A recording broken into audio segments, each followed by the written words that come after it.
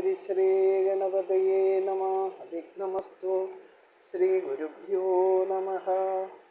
ഗോവിന്ദ ഹരേ ജയ ഗോവിന്ദ ഹരേ ജയ ഗോവിന്ദ ഹരേ ജയ ഗോവിന്ദ ഹരേ ജയ ഗോവിന്ദ ശിവരാമ ദേവദേവേശ കൃഷ്ണ ഗോവിന്ദ പ്രിയ ശൗരി ദേവകീ സുധാ ജയ.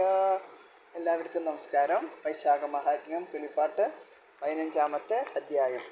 പണ്ടു പാഞ്ചാലപുരി തന്നിലങ്ങൊരു നൃപൻ ഉണ്ടായാനവൻ ഭൂരിയസ്സൻ നല്ലോ നാമം ചൊല്ലേറും ഭൂരിയശസ്സായവനുടെ പുത്രൻ കല്യാണാലയൻ സർവവിദ്യാപാരംഗനവൻ കാലധർമ്മത്തെ പ്രാപിച്ചിടിനാൻ. പിതാവെന്നു ബാലകൻ ചിരം രാജപാലനം ചെയ്തിടിനാൻ.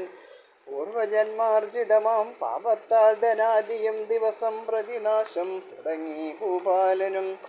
ത്വരഗജാതി സമ്പത്തിയും ഒരേ തരം പരിപീഡിതരായി സത്വരമൊടുങ്ങിയും ദാരിദ്ര്യം ബഹുവിധം ഉടനെ വന്നുകൂടി. ഹരിദ്രോഹവും ഭാരം തുടങ്ങി മന്ദം മന്ദം. രാജഭണ്ഡാരങ്ങളും തുറന്നു നോക്കും നേരം ഗജഭൂശക്തമായ കവളമെന്ന പോലെ ബലഹീനനാം നൃപബാലനെ കണ്ടവാറേ ബലമോടാട്ടിക്കളഞ്ഞിടിനാർ ശത്രുക്കളും. ആകവേ തോറ്റു നൃപൻ കാനനം അകമ്പുക്കു. ഗുഹയിൽ അനാരദം വധിച്ചാൻ അജ്ഞാതനായി. ശിഖിനിയായ ദേവീതാനും രാത്രിയാദിയോടും സുഖങ്ങളറിയാതെ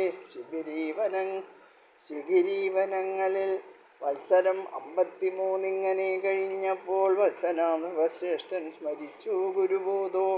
സർവജ്ഞന്മാരാം ഉപയാചനം യാജ്ഞൻ താനും സർവവും അറിഞ്ഞു ഭൂപാലനെ ചെന്നു കണ്ടാർ.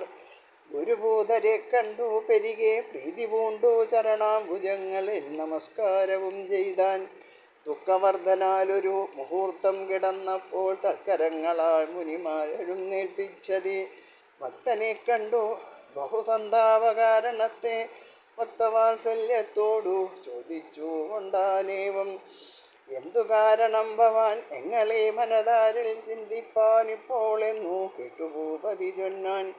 സർവവും അറിഞ്ഞിടാം നിങ്ങൾക്കെന്നിരിക്കലും ദുർവാര ദുഃഖം സഹിയാഞ്ഞുരയിടിനാൻ. പൗരുഷമോടും നൃപകൽപ്പത്തിൻ ജന്മം മമ ധൈര്യാദീബലങ്ങളും ഉണ്ടെന്നു സിദ്ധമല്ലോ. ബഹുസേനയും ബഹുസമ്പത്തും ഭണ്ഡാരങ്ങൾ സഹസാ നശിച്ചരി ബലത്താൽ കാട്ടിലായേൻ. നല്ലൊരു ബന്ധു സുതസോദരർ ഇത്യാദിയും ഇല്ലാതെ വന്നതൊക്കെ ചെടുവാൻ എന്തുമൂലം. ജന്മശുദ്ധിയും മനോശുദ്ധിയും എനിക്കുണ്ട് ബ്രഹ്മതൽപരനഹം ബ്രാഹ്മണ പ്രിയനേറ്റം. ധർമ്മപാലകൻ അധർമ്മങ്ങളില്ല ബുദ്ധി കർമ്മം ദുഷ്കൃതമായിട്ടൊന്നുമേ ചെയ്യുന്നില്ല. ഗുരുഭൂതരെ കുറിച്ചേറ്റവും ഭക്തിയുണ്ട് പെരികെ കൃപജന്തു വർഗത്തിൽ എനിക്കുണ്ട്. ദേവബ്രാഹ്മണ ഭക്തനായിടും എനിക്കിപ്പോൾ ഏവം സർവദാ ദുഃഖമുണ്ടാവാൻ എന്തു ബന്ധം. എന്തുകൊണ്ടിനി ഇതിൻ മോചനമാകുമെന്നും സിന്ധുശീലന്മാർ നിങ്ങൾ അരുളി ചെയ്തിടേണം. വന്ദിച്ചു നൃപനിത്തം ചൊന്നപ്പോൾ ജ്ഞാനദൃഷ്ട്യാ മന്നവനുടെ ദുഃഖ കാരണമെല്ലാം കണ്ടു. മന്ദഹാസവും പൂണ്ടു പിന്നെയും അരുൾ ചെയ്തു നിന്നുടെ ദുഷ്കൃതങ്ങളൊക്കെയും ചൊല്ലാമെങ്ങൾ. പൂർവജന്മങ്ങൾ 10 കാട്ടാളൻ തന്നെ ഭവാൻ സർവജീവികളെയും ഹരിച്ചു ജീവിച്ചു നീ. 10-ാം ജന്മത്തിൽ പല ഭേദങ്ങളുണ്ടു ചൊൽവാൻ പ്രത്യേകം അതും പറഞ്ഞിടുവൻ മൂടാത്മാവേ. 10 ജന്മത്തിങ്കലും നിന്നുടെ ചെവി തന്നിൽ എത്തിയതില്ല മധുസൂദനകഥാലേശം. ശിരസാ നമിപ്പാനും മനസാ ചിന്തിപ്പാനും കരത്താലർച്ചിപ്പാനും യോഗവും വന്നിടാതെ നാമകീർത്തനകഥ നാവാലുച്ചരിയാതെ അമയം നാനാ ജീവങ്ങൾക്കുമുണ്ടാക്കി നിത്യം. അന്ത്യജന്മനി സഹ്യശൈല താഴ്വരതോറും ജത്വസഞ്ചയം കൊന്നു ഭക്ഷിച്ചും ദയാഹീനം പാന്തന്മാരെയും കൊന്നു ഗ്രഹിക്കും. ധനമെല്ലാം കാന്താരദേശേ ക്രൗര്യമോടും സഞ്ചരിക്കുമ്പോൾ ശിശുക്കൾ അണ്ടങ്ങളും മനസ്സാ കൃപാഹീനം നശിപ്പിക്കയാൽ ഇന്നു സന്തതി ലഭിക്കാഞ്ഞു. വിശ്വസിച്ചവർകളെ രക്ഷിച്ചിടായക മൂലം വിശുദ്ധകീർത്തി സഹോദരന്മാരില്ലാതെയായി. പാന്തന്മാർക്കാതി വളർത്തിയിടുക നിമിത്തമായ ബന്ധുക്കൾ ജന്മത്തിൽ ഇല്ലാതെ ഭവിച്ചതും സജ്ജന സംഘം പൂർവമില്ലായക നിമിത്തമായി ഇജന്മം ശത്രുക്കളായി പീഡിതനായി ഭവാൻ. മുന്നം നീ ആർക്കുമേതും ദാനം ചെയ്യായക മൂലം വന്നിതു ദാരിദ്ര്യവും നിനക്കും ഇതുകാലം. എല്ലാവർക്കും അപ്രിയമായി ചെയ്ത കർമ്മത്താൽ ഇപ്പോൾ എല്ലാ നേരവും ദുഃഖിപ്പാൻ അവകാശം വന്നു. ക്രൂരകർമ്മത്താൽ മുന്നം നീ നിരാധാരണിപ്പോൾ പാരമുള്ളടലേവം വന്നിടും എല്ലാവർക്കും. പല നാളേവം വർത്തിച്ചിടും നാൾ ഒരു ദിനം ബലിയാന്തവ ജ്യേഷ്ഠ ഹേതുമെന്നറിയാതെ. 2 വൈശ്യന്മാർ ബലാൽ അവഴി ഉണ്ടവരുടെ കയ്യിൽ ധനവും ഭാണ്ഡങ്ങളും. കഷണനാകും മുനിതാനും അവഴി ചെന്നു ഹർഷം പൂണ്ടവരോടും ഒന്നിച്ചു നടക്കുമ്പോൾ വില്ലോടു ബാണങ്ങളും ധരിച്ചു ഭവാൻ അപ്പോൾ നില്ലെന്നു പറഞ്ഞടുത്തു വേഗത്തോടെ. വൈശ്യരിൽ ഒരുവനെ കൊന്നുകൊണ്ടവനുടെ നിശേഷധനം വറിച്ചന്യനെ നോക്കും നേരം പ്രാണവേദനയോടും ഓടിനാൻ അന്യവൈശ്യൻ. ക്ഷീണനാമുനിതാനും കൂടവേയോടും നേരം ദീനത സഹിയാഞ്ഞു വിയർത്തു തളർന്നവൻ കാരണം തന്നിൽ പതിച്ചിടിനാൻ മുനിശ്രേഷ്ഠൻ. ദണ്ഡം കൂടാതെ വൈശ്യനോടിയവാറും കണ്ടു ക്ഷീണനായി വീണ മുനി തന്നെയും കണ്ടു ദുഷ്ടൻ. ക്ഷിപ്രമങ്ങടുത്തപ്പോൾ തളർന്നു കിടക്കുന്ന വിപ്രണേ പത്രങ്ങളാൽ വീശിനാനൊട്ടുനേരം. മലയിഞ്ചിയെ കടിച്ചമർത്തു ചെവികളിൽ ബലിയാം കിരാതനു മോദിനാൻ അവൻ തന്നെ. പങ്കില ജലം കൊണ്ടു തളിച്ചു മെയ്യിലപ്പോൾ സങ്കടമൊട്ടു തീർന്നങ്ങുണർന്നു മുനീവരൻ. കൺമിഴിച്ചൊരു നേരം പറഞ്ഞു കാട്ടാളനും നിർമ്മലനായ ഭവാൻ പേടിക്ക വേണ്ട ഇനി. ഇവിടെ നിന്നു പാഞ്ഞവൈശ്യന്റെ ധനഭാണ്ഡം എവിടെ നിക്ഷേപിച്ചാൻ എന്നതു പറക നീ. സത്യം ചൊല്ലായിൽ കാര്യം വേറൊന്നായി വന്നുകൂടും.